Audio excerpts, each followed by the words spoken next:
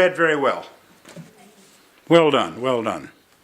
You ought to be on television or radio or something. Now let me tell you what we're going to do the next few minutes. I'm going to tell you a little bit about our services for the blind, number one. Number two, I'm going to preach you a message from the Bible and tell you several more stories. I'm reading through my Bible again. The other day I told my wife, I said, you know, this is interesting. I'm in the New Testament. Paul, he's a theologian, New Testament. John, Revelation, prophecy. Peter gave us good counsel, love not the world. And Jesus told stories over and over and over again. Stories. Every one of them had a point. So that's what I'm going to do. Tell you a little bit about the blind, preach the sermon with some stories. Then I'm going to show you a short DVD. That's what I'm going to do. Now, did all of you get this little folder? If you did not, I'll give you one. Take it and look at it right now with me. I'll take a few moments. I want you to look at it. My good friend over here in this Hart Schaffner Mark suit, he has some more to give to you if you don't have it. Anybody? Did we miss anybody? Do you not have one?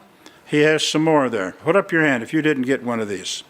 Yes, there's some who did not apparently. All right. Keep that. Don't throw it away. It makes a good bookmark. Services for the blind. So, if there's anybody who did not get it.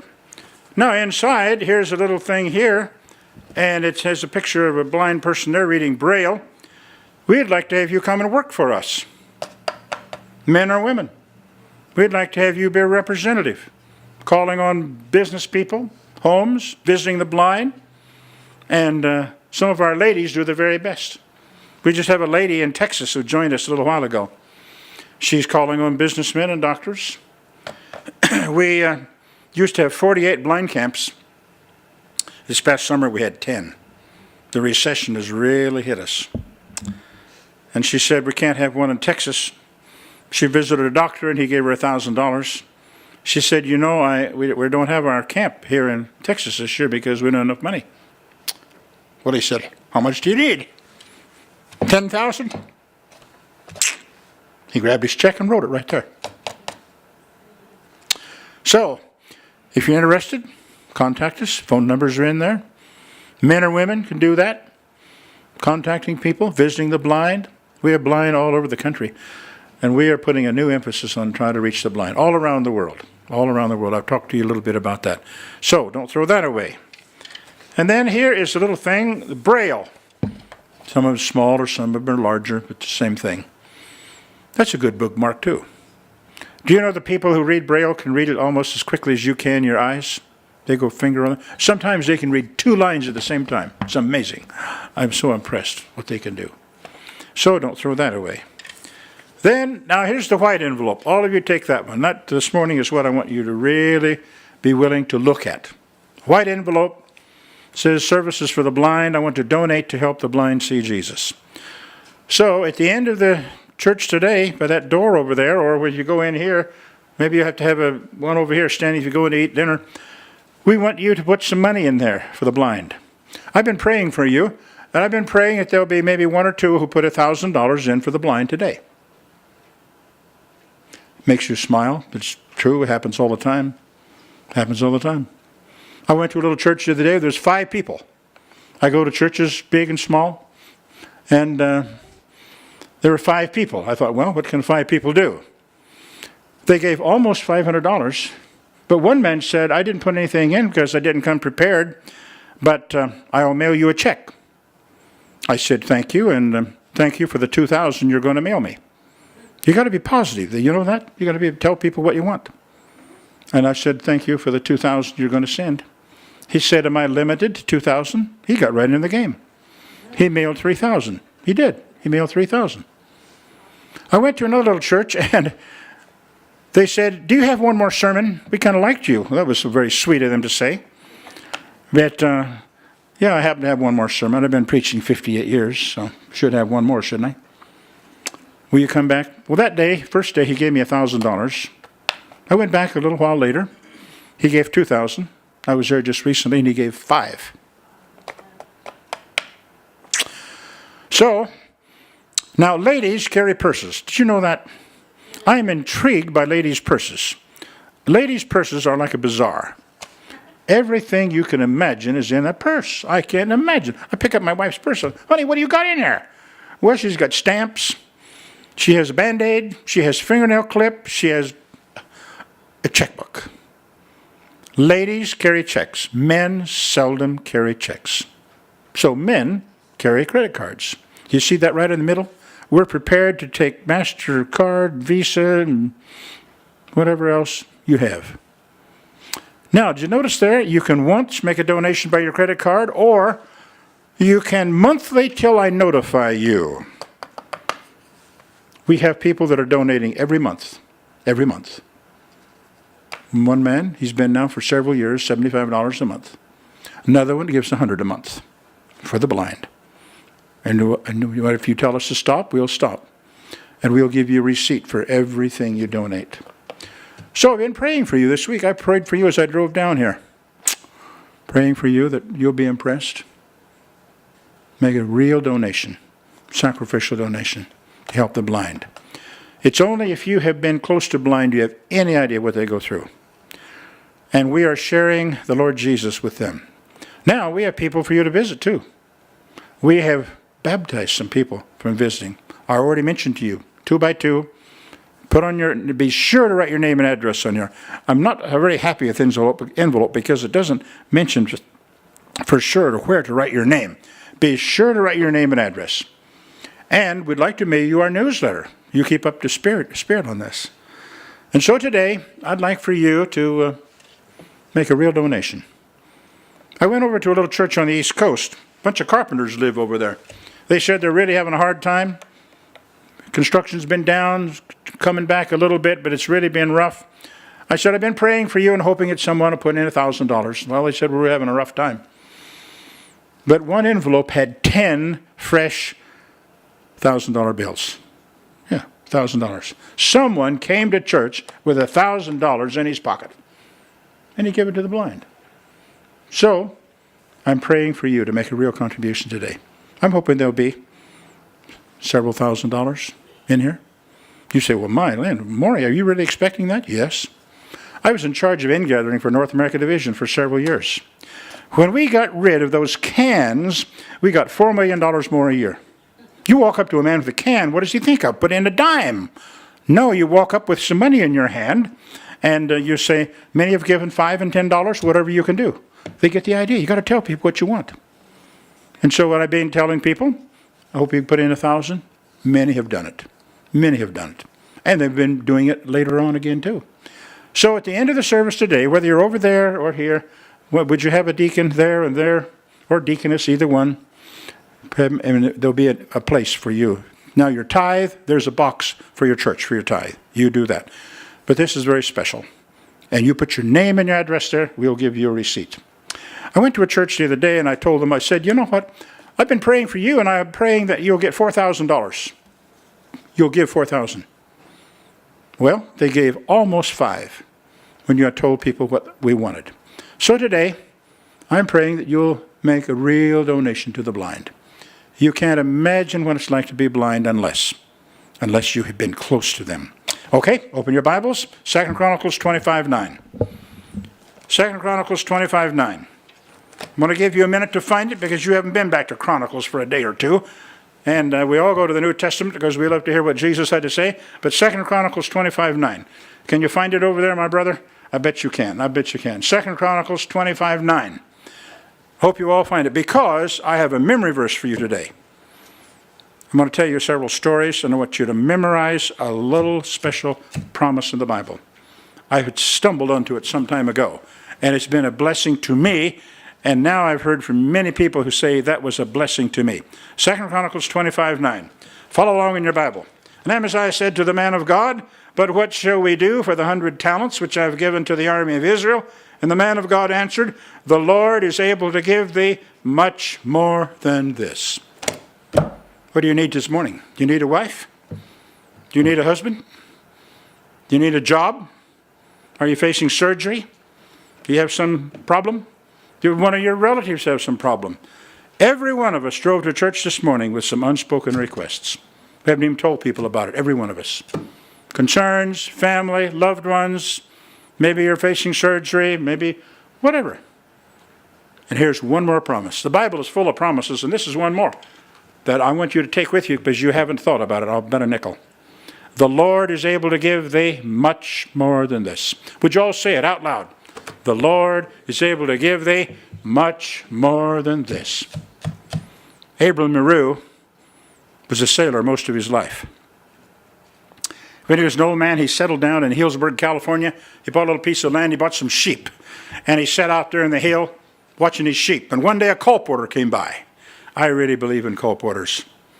I was a colporteur for 4 summers, and after I graduated, I had a job to teach in an academy in California. But I got married, went on a short honeymoon, took my wife back to home, and she had a job at a lawyer's office. And I went out canvassing again. Sold books. A colporteur came and sold some books to Abram Meru many years ago. Sailor, never heard of any of the truths of the Bible. He became a Seventh-day Adventist from a colporteur's books. Then he went out to sell books himself. And he sold books to he sold books to a man who later became the president of Pacific Union College. But he wanted to do more. Abram Meru, he wrote to the General Conference and he said, I want to go to China as a missionary. And they said, we can't take you to China. You don't have a wife. What could a man do without a wife? Not much, of course. So they said, why don't you choose an island and go work on an island? And he remembered that Hong Kong is an island. Anybody been to Hong Kong besides me? I've been there many, many, many times. Yes, here there's someone from India. He's been to Hong Kong. I've been there many, many times. Hong Kong is an island. So Abram Meru went down to the sea there, to the port, California, and he found a captain that he worked for before. And he said, I want to go to Hong Kong, but I can't work on Saturdays, paint the deck and do the ordinary work. But any other day is okay, but no problem. The captain said, we can work around that. So he worked his way to Hong Kong. He arrived there in 1888. He was the first Seventh-day Adventist to land in the whole Far East. For China, Korea, Japan, Indonesia, Philippines, one man. What can one man do? One man or one woman can do a lot when they're fully dedicated to the Lord. There's a little book called Christian Service by Ellen White. If you don't have that book, that's the next book I want you to buy. Little thin book. One day I was reading that and I found a little statement in there. It said, whenever there is a revival, some individual leads out in the revival. That's how God works. He was going to send a flood. What did he do? Raised up Noah. And Jesus was going to come the first time. What did he do? John the Baptist. On it goes. This little movement of ours, people, some poor young people in New England. And now we're around the world. So there he is, Hong Kong. What's he going to do? He starts to study languages. Mandarin's a big one. Cantonese is second. But Mandarin's a big one. He started to study Chinese, but it takes 2 lifetimes to learn Chinese. You have to be reincarnated and come back to finish the job. But he'd been a sailor all of his life. And so Hong Kong is a trans-shipping port. Let me explain what that means. They don't come to the dock. They're there. You can look at Hong Kong any day. There's 200 ships right there. They change their cargo right there with little skiffs, and oilers go out and get oil, food, and everything. But they come from Europe, England, Germany. They come from South America. They'll come from Australia, United States. Hong Kong is a trans-shipping port. And so he went out there, got on those ships. And one day he sold books to 2 British sailors in Hong Kong Harbor. They read the books all the way back to England, and both of them became Seventh-day Adventists. One of them married, time went by, no children. They adopted a girl, reared her to be an Adventist. She grew up to be a young lady. She married a Murdoch. Her name was Todd Murdoch. Later, his brother taught at Andrews University. They went as missionaries to the Philippine Islands.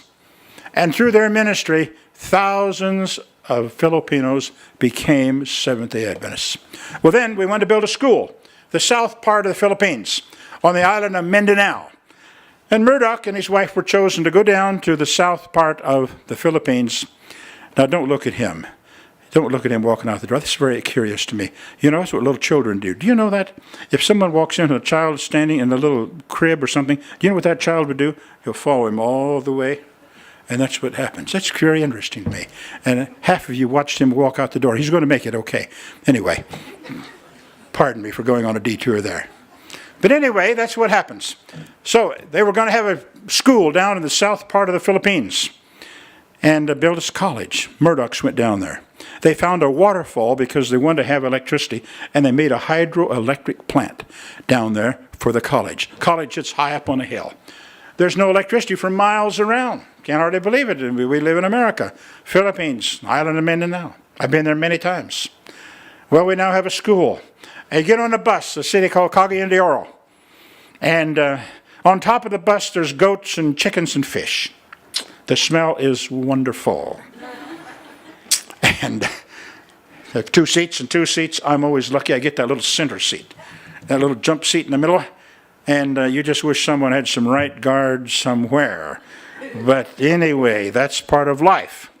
The dirt rolls in the windows, and soon I'm blacker than black can be. That's all right. We get to the school and we head out. We head to the shower and clean up. And Sabbath morning at 4 o'clock, I hear noise, 4 o'clock, what's going on? So I get up, dress, and go out here, and here's all these Jeeps and trucks lined up. I was the adjutant director for the Far Eastern Division. We bought many vehicles from Subic Bay and Clark Air Base in the Philippines. And the Army, U.S. Army sold them to us. Bulldozers and trucks and big Dodge Power Wagons. Some of you vets must know those. And now the students are coming from the dorms. The faculty is coming from their houses. They're getting on these vehicles. It's still dark. And they rumble off over the hill. They go so a little ways, and a few of them will get back and walk to a village. They have their shoes in their hands. They have their lunch. And they put shoes on when they go to church. And they have their Sabbath school and food and some medicine. And they go back to the village, Sabbath school, church, story hour for children. They help the sick. We have a nursing school at Mountain View College. We have a radio station there. I preached on that radio station from that power plant. No one else has electricity, but they have little battery radios. So they spend the whole day there. At the end of the day, they come walking back to the road, and they're picked up. Those have left all groups in every direction. It's dark again when they come back. They come back up there to the cafeteria. They come driving right up there. I've been there. Smell the food. They jump off the truck and they come in singing. Do you know how to make a church happy? Train them for service. How to make a school happy? Train them for service. It's all right to play basketball once a year, but the main thing is train for service. And they sing. Anybody old enough to remember the Heritage Singers? Anybody old enough? Do you know those songs? Would you sing with me? I'm so glad I'm a part of the family of God. I've been washed in the fountain, cleansed by his blood. Join hands with Jesus as we travel this sod. For I'm part of the family of God. They come in singing. They've been witnessing all day. They come in singing. And now we have churches in every direction. Every direction. We baptize over 1,000 people every 12 months at Mountain View College. Where did it all start? Why, it started in Hong Kong. It started in Hong Kong. Abraham Maru sold some books to some sailors in Hong Kong harbor, went to England, came all the way back. The Lord is able to give thee much more than this. Say it with me. The Lord is able to give thee much more than this. I just had cataract surgery in both eyes. They said, do you want glasses to see far or close? Well, I said, is that the only option? Oh, no, there's one new option. What's that? If you'll pay extra for a better lens, you probably won't need glasses anymore. It works about 95% of the time. I said, I'll take it. How much is it? $6,000. I said, I'll take it. And you know what? I can see you very well. And some of you have not moved your lips at all.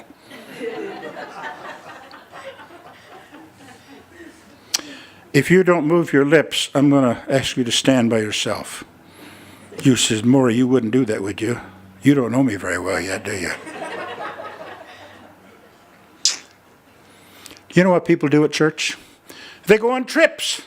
I've been preaching 58 years. I enjoy preaching. Can you tell that? But people come to church, they go on trips. Here they are, they settle down to their soft seat, and who go where they go? Who knows where? They're here, but their mind is somewhere else, far away. And then they come back, and the first thing they do is look at that clock back there, or their watch, and then they look up here, and their face will say, that preacher is still droning on. Why doesn't he stop? I want you to memorize this verse, folks. You may have some need for it sometime in your life. Maybe you're too young to ever have any trials in your life, problems in your life. But some of us, most of us do. Most of us do. We have a grandson that has autism. He's now taller than I am. He's 18 years old. He wants to get his driver's license. I think he's going to make it. I think he's going to get it. Oh, but I didn't know anything about autism. My, oh my. I think it comes from those shots, those great multitude of shots at one time. 60 years ago, we never had this. But it's gone just a spike, just like this, just like that. Something is askew somewhere. We're living with that. That's part of our life. You never know whose burdens people are having, what burdens people carry. You never know. But just to listen a little while. Last week, I was out in Yakima, Washington. A year ago, this very month, my college roommate, the best friend I've ever had, was killed in Ukraine. He's a doctor, was a doctor. He was my college roommate. I was best man at his wedding. Dr. J. Sloop. He was in my wedding. And he's been over there helping programs. He's generous with his money, and Mafia has killed him, I think. No one knows. That wife is going through that. He has 2 sons that are doctors. They were there. The whole town of Yakima, Washington knew about us on television. We plugged onto the other places. And so people have burdens. You never know what burdens people have. And here is a promise. The Lord is able to give thee much more than this. Everybody, the Lord is able to give thee much more than this. Thank you for those lips moving. One day, Abram Meru went down, met a German sailor. Where are you going? Going down to the South Seas. Will you take a box for me? Yes, of course. Every sailor in the Far East, they know all about the islands. For 300 years, there's been a system that freight can go to an island. It's locked up. Someone is assigned to take care of it. And then when a ship is going to another place, it'll go there. And so the sailor said, of course. You take a box for me? Of course. So before the ship sailed, he came back with a box, found his friend, and he says, here's my box. He handed it to him. The sailor looked down and said, sir, wait a minute. You forgot to tell me which island and what's the name of the person? Where is he? And Brother LaRue said, that's my problem. I don't know anybody out there. I want you to just find someone to give it to. Whoa, my land. Never had that before in my life. Because when the ship docks, there's someone there, anything for the storage, yes, here it is. No, he's got to go into the town and find someone. Choose the town, choose the city, choose the island, choose the family, but just choose someone that's a leader. That's all. A leader. A leader, that's all. Oh, my. He'd never heard of such a thing in his life. He said, I've never done this before. Well, he said, you promised to take it. He's just crazy American, and so he said, all right, I'll take it. He took it away. They sailed all the way to Koror, Palau. They got down there, and he said, here's where I get rid of that box. Went into the city. And who's a leader here? Right over there is a family. And in the orate, you say family, it may mean 25 people. I mean, it must be true in India, too, I'm sure. 25 people, grandpa and unks and aunts, everywhere. And so he found one of the family members. He says, I have a box for you. The man says, well, who's it from? Well, it's a Mr. LaRue I met in Hong Kong. It's from him. I don't know Mr. LaRue. There must be some mistake. No, there is no mistake. Take the box. He got rid of it. The man opened it up. What he found? Books, of course. Man began to read, found the Sabbath. Never heard of the seventh-day Sabbath before. Oh, that's interesting. My, it's not Sunday at all. My. Mom, look at this. Dad, look at this. Brothers, look at this. Uncles. They had a business trading with the Japanese. The whole family got together. Is this true? Yes, it's true. It's the Sabbath, the seventh-day Sabbath. Sunday came from sun worship. My, oh my. So they decided to keep the Sabbath. So they had a council. Yes, we're going to tell the Japanese traders we're not going to trade anymore on Saturday. Any other day is okay. So they told the Japanese no more business on Saturday. They were selling coconuts and palm oil and fruit and all kinds of things to the Japanese. Well, the Japanese businessman said, that's very interesting. I met a man years ago up in Tokyo, had that same crazy idea. He said, he told me don't ever to bring freight on Saturday because I don't work on that. I didn't pay attention to that. When I got there, he wouldn't let me unload. Boy, did I remember that. Armstrong, never forgot that. Do you have an address? No, Tokyo. This man wrote a letter. Armstrong, Tokyo, Japan, that's all. And mailed the letter. Can you imagine? No zip code, no box. Armstrong, Tokyo, Japan. And it came to our pioneer missionary. Yeah, it's true. Armstrong. We're in Korora, Palau. We just found out about the Sabbath from a box of books that came to us. Is there anything more we ought to know? Yes, there's a few more things you ought to know. So Armstrong bought a ticket. Yokohama. Sailed all the way down to Korora, Palau. Got down there, found the family. He came with a letter. You just mailed the letter. And now, yes, there's more things. He stayed with them several weeks. Every night they studied the Bible. Okay, now what's next? You should be baptized. Okay, we're baptized. That one family was baptized. Now they're Seventh-day Adventists. What else should you do? You should build a church. Really? Okay, we'll build a church. They were rich. I have preached in that very church. Yeah. Well, what else? You ought to build a school. Oh, we'll build a school. I preach in that school. They have just replaced that church. My daughter and son-in-law were on Guam. He was treasurer of that whole mission.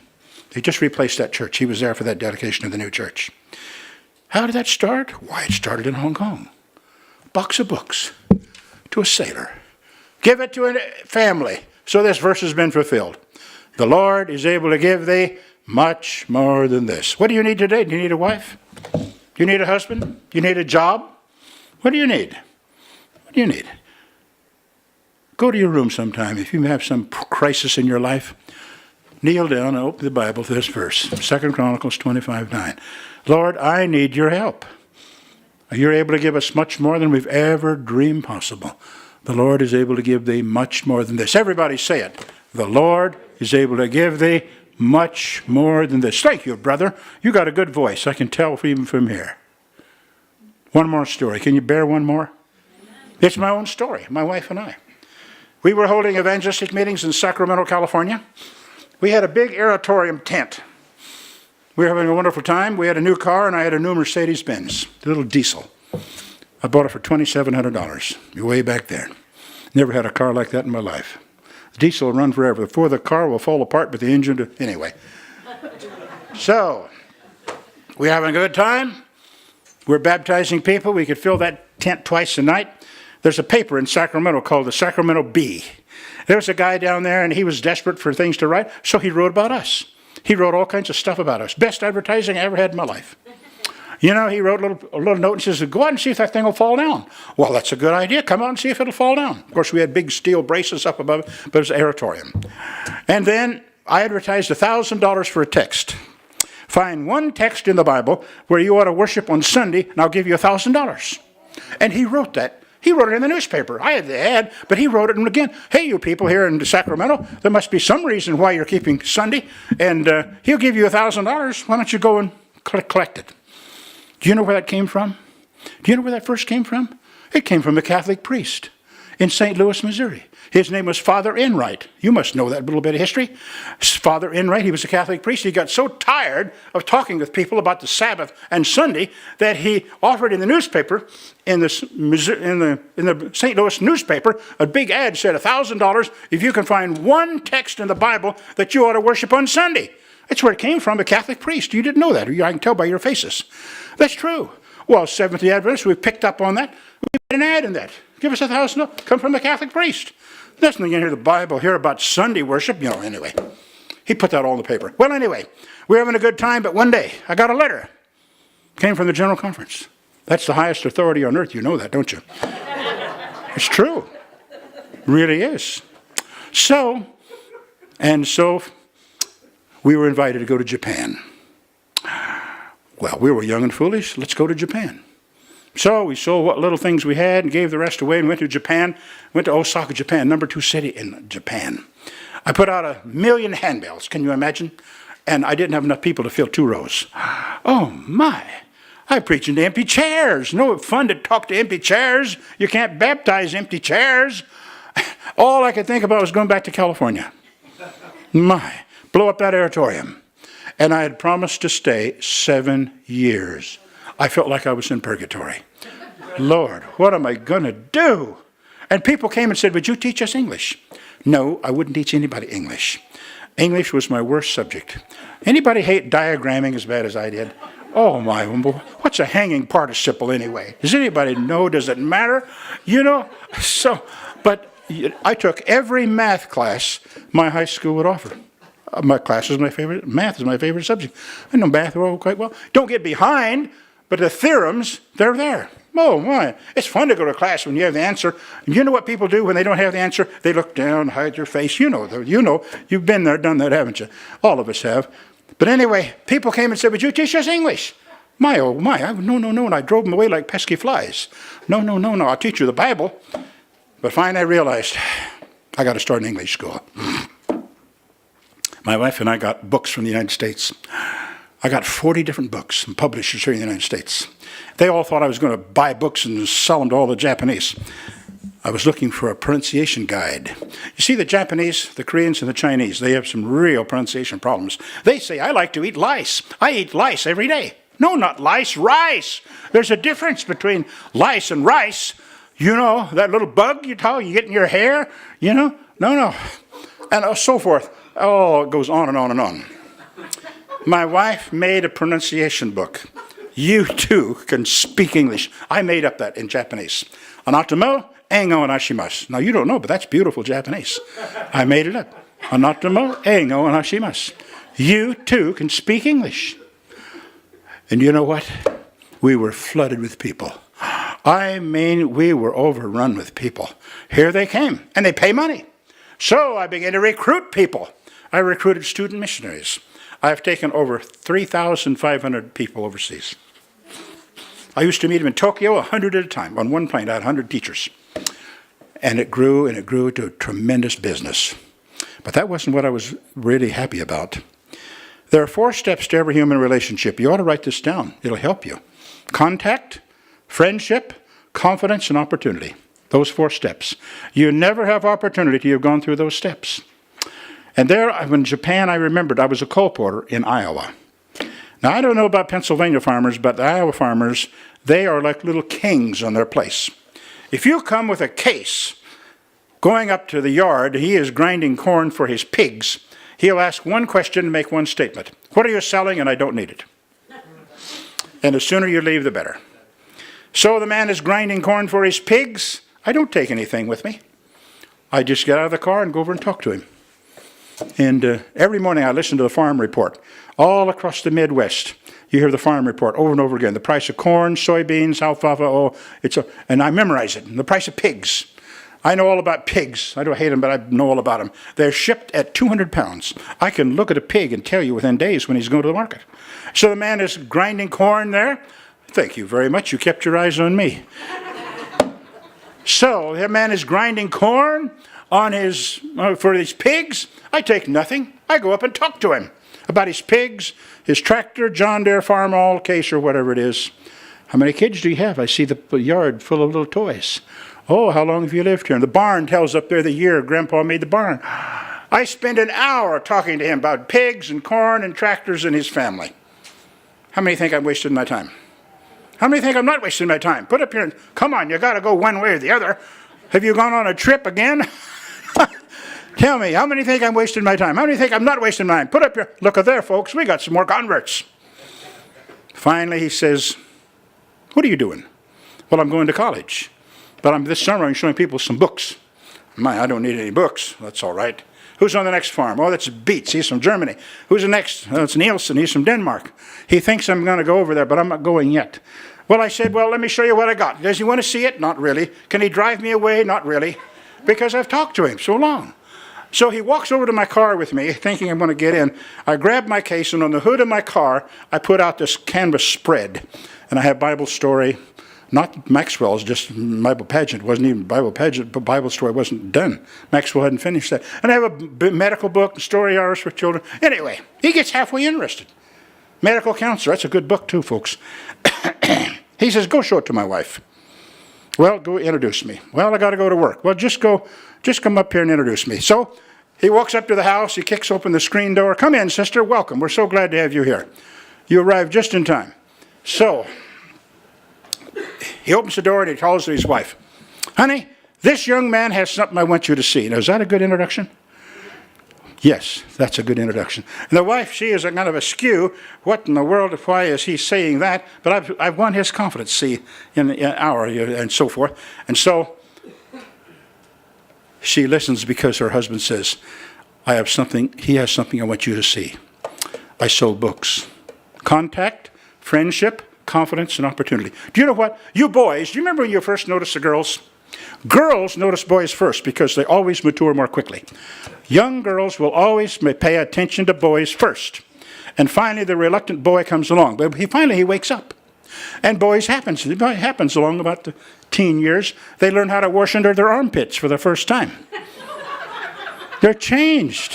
It's true. It's true.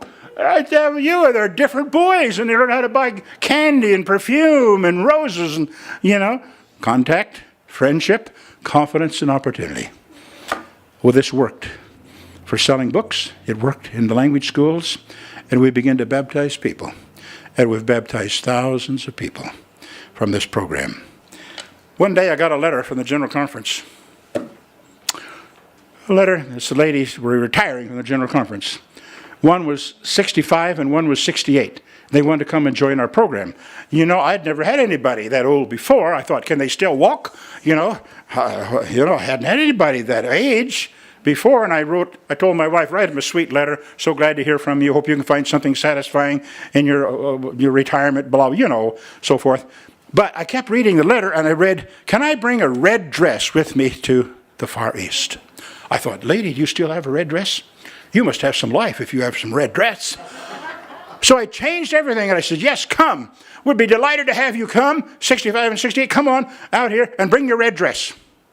Folks, I never had a better team in my life. They were never late. They were never sick. They would do exactly what we asked them to do. And after that, I recruited people over 65.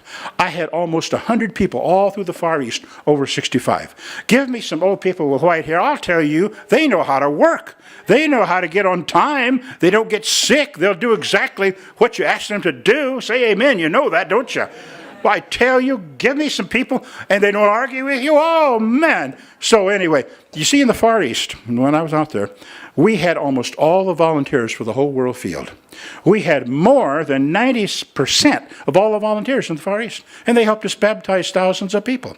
And it started with just a language school in the Far East. So this verse has been filled for my wife and I. The Lord is able to give thee much more than this. Everybody, the Lord is able to give thee much more than this. Once more, the Lord is able to give thee much more than this. I want to show you a short DVD, and we're done.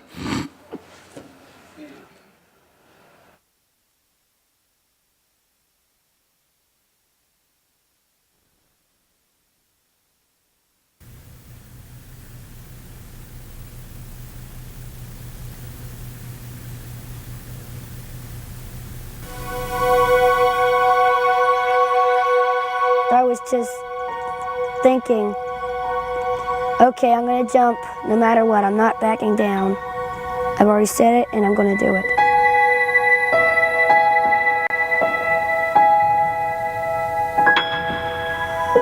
My name is David Gray, and I'm 12 years old. I've been blind almost all of my life, ever since 9 months. I first heard about the camp from a person named Sonny Wilmoth. He came to the Tennessee School for the Blind, where I take my schooling, and he introduced the camp to us. Well, my name is Sonny Wilmoth with Christian Record Services. I'm the area representative for Middle Tennessee. He was at that time about 9 years old. This was about 4 years ago. He was very confident and very outgoing, very talkative, and when he heard about camp, he was very excited about wanting to come to camp. When I first heard about the camp, I thought, well, this would be pretty cool.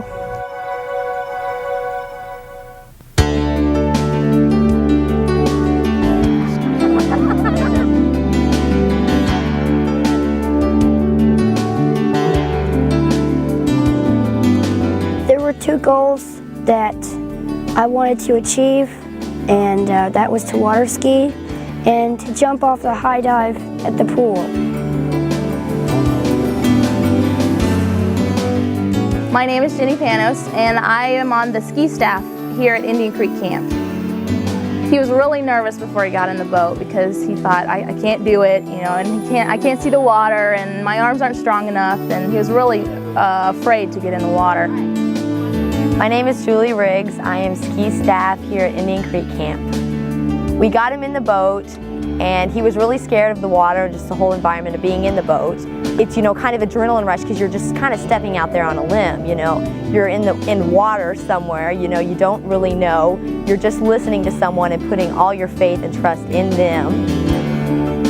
And so I just talked to him and told him, you know, we're going to put on the skis and that I was going to be right there with him. And then I took him around to the edge of the boat to hang onto the boom.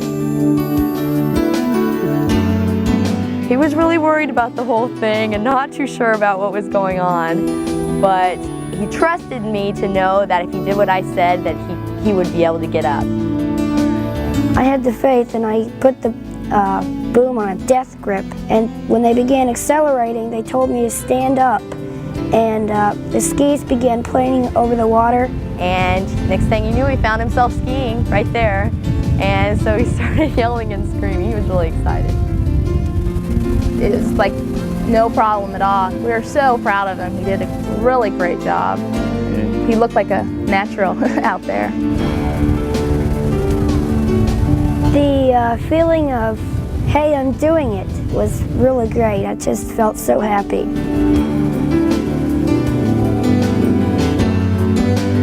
And when he got back in the boat, he's like, I've accomplished my goal, I've done it.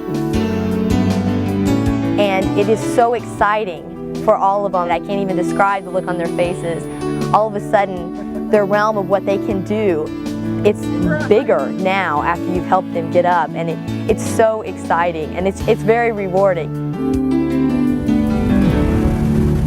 The water skiing was a piece of cake compared to what I had to do when I jumped off the high dive.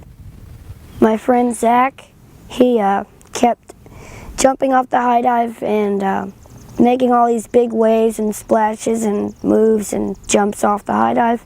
And I said, man, I want to do this. This is like so cool. One day I should do this. My name is Jamie Sutton, and I'm a counselor in training. It's called CIT here at Indian Creek Camp. All of a sudden, like out of the blue, he asked me, like, is the high dive hard? And apparently it's something he's been wanting to do for a long time.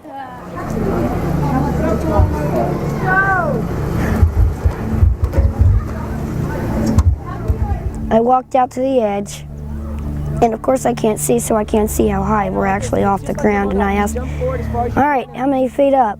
Oh, about 12. Oh my goodness. And they said, you can do it. Go ahead, you can do it. And finally, I jumped. And it was like the best thing that ever happened to me. It was like, hey, I did it, I'm so proud of myself, and I was just really, really, really happy. By the campers coming to camp here, they get to do a lot of things that they wouldn't necessarily have the opportunity or facilities to do at home. You know, things like horseback riding and water skiing. You know, not everyone has that stuff available to them. And we can show them that it is possible to do that stuff. And so do they not only realize, you know, physically there's a lot of things they can do, but it also relates to them back in their lives when they go back home. They realize that a lot of things are possible.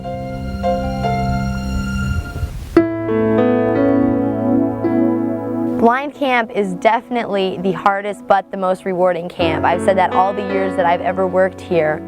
It's amazing to us. It's just such a great feeling to be able to open up a world to people that they've never seen before. When I help a camper accomplish something that they've wanted to do, I feel that that's the whole reason I'm here at camp, and I've accomplished my goal for the summer, to help somebody else and to influence their lives in some way. It's just a great pleasure to be able to help someone out. You know, it just makes me feel so good inside to know I'm helping these kids maybe be better people.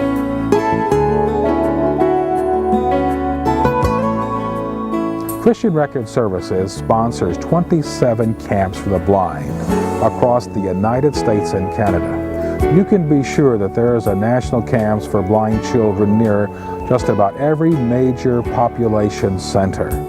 What you have just seen in David's Leap is a perfect example of how Christian Record Services helps the blind. Through our dedicated staff, we made it possible for David to achieve his goals and to be more than he ever thought he could be. We have been doing this for blind people for more than 100 years now, starting with Braille, moving on to talking books and then magazines, adding the large print publications, the full vision books, Spanish work. It's been expanding and growing. It all is because of the faithful donors that makes it all possible. Most importantly, we want to see that David can come back to camp again next year. We want to thank the donors for making all of this ministry to the blind possible. I would like to say to the donors that donate money for this camp experience that you have changed my life in a great way. I wish there was another way I could repay you, but just telling you I think would be all I can do at this time.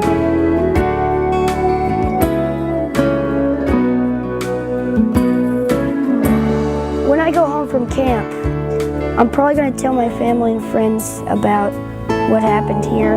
If I ever get a chance to come back, I would encourage them to come and watch, because sometimes a lot of people get scared of jumping off of heights. It might be inspiring to some people to see a person that is visually impaired to just jump off of it without being afraid.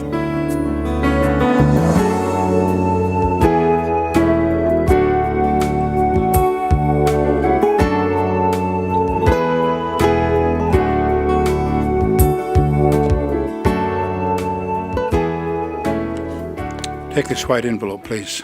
Put it up in your hand.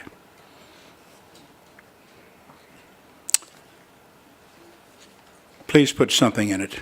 I'm hoping there'll be someone who can do $1,000, maybe 500, maybe 100. We got one the other day with 2 pennies. Little boy wrote in there, "This is all I have." Well, that's pretty good. I thought of their little widow. But if you can do more, the Lord will make it up to you. Lord, you never know who has some money to give. I know something about the blind. My father was blind. He couldn't see the food on his plate. 70% of all blind people are unemployed in the United States. My father was different. We owned a farm, and we owned a business. We insulated houses in Iowa. 60 years ago, the houses, the wind would blow through them like a corn crib. And before I was a teenager, I blew rock wool into the attic. We had a big truck and a big blower and rock wool, and I had a little button. I'd climb into the attic, and the guy down there would rake the stuff in there, and it'd become a belching up the poop, blub, blub, blub, blub, blub. My dad patented a self-storing storm door. Years ago, they used to have a storm door. You'd take out the screen, you'd break it, then you'd take out the glass and break it. My dad patented a self-storing storm door. He thought some company would probably just give him royalty for it. I drove him to a door company in Ohio. They said, "Would you take $40,000 for it?" He said, "No, I want a royalty." And he thought pretty soon one of them would give him a royalty, but they didn't. The patents last 17 years. Isn't that odd? I don't know how they chose 17 years. The day that patent ran out, every door company there started making self-storing storm doors. Patented right off of my dad's idea. Folks, you have no idea what it's like to be blind, and we need your help. I'm hoping that you will put something in the envelope and do what you can. I'm hoping that quite a few of you will do the credit card thing. Put on there you're willing to donate whatever you want to, 100, 75, 50, a month, until I tell you to stop. As soon as you say, "I want to stop," it's okay. And if you do that, we have a steady stream. Everything we do is free. We never ask what church you belong to. We don't ask any of that. It's all free. So we need someone by that door and someone over here by this door. Put something in. Put something. Do something for the blind. Only if you're around the blind a little while do you have any idea what it's like. They are the most neglected people on this planet. The most neglected. There's just no other people as neglected as the blind. It's terrible to be deaf, but they drive cars, walk out on the street, go shopping. They do sign language. But the blind, it is a whole other story. But fortunately, there's new things. Digital. We're putting everything in digital we can. We're still using Braille. We have a truck that goes down to the post office in Lincoln, Nebraska, almost every day. And we're mailing to thousands of people. Now, we're trying to go around the world. And I'd like to have you, when you elect someone here, that you choose Ministry Coordinator for the Blind. I'm promoting that. And I'm hoping to get it into the church manual by next GC session. That one of the officers, just like you choose a Sabbath school superintendent or an elder, a mission coordinator for the blind. Maybe 2 or 3 people. There's some blind people in the city. You don't even know, but you have to find them. Just inquire a little bit and you'll find them. And so I want you to be thinking about that. Now we're going to sing our closing song, and the closing song is again by Fanny Crosby. The closing song is Blessed Assurance, written by a blind person. Let's sing that, please.